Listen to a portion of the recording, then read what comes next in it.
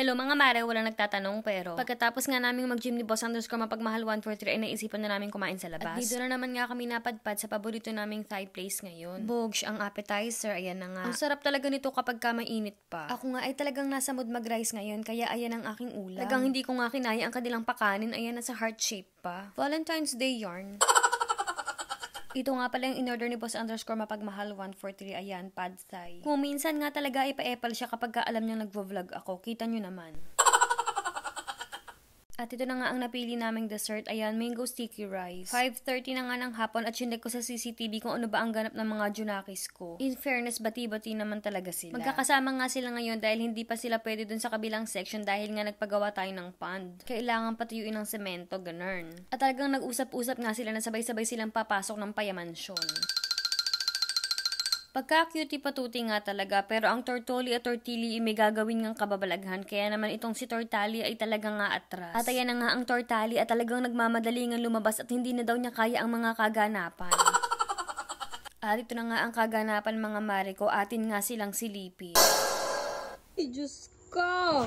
Ano ba yan? Tortoli! Stop! Baba! Tortoli! Ah, sumasagot ka pa? Aba!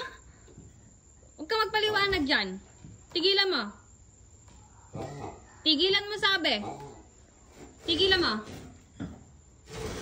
Toli, tigilan mo yan. Ay, nako. Ay, Diyos ko, Ginoo mga mare ko. Ayoko na lang nang mag-talk.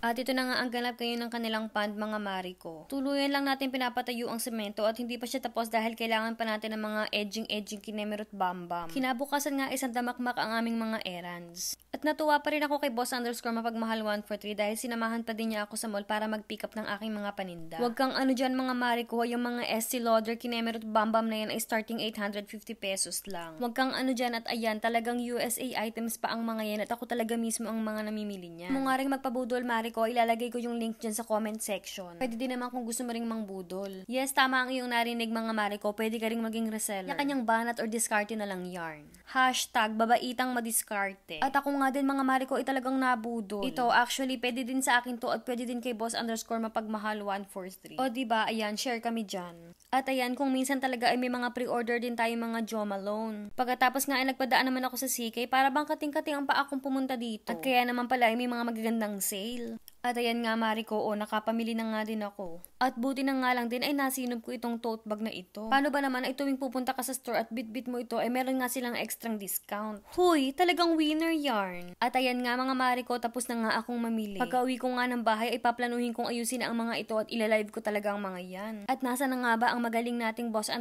mapagmahal 143 at ako'y nagugutom na naman. At ayun, aya ko na nga din siya dito sa Chick-fil-A. Talagang nasa mood nga kaming magkakain sa labas ngayon At pagkatapos nga namin kumain, huy, tinatamad nga daw siyang mag-drive at ako nga daw ang mag-drive. Huy, for the wit ko kay Ribombo mag-drive ng manual. Paniguradong pag itong sasakyan na to inatapyasan ko, pauradang divorce ang mangyayari.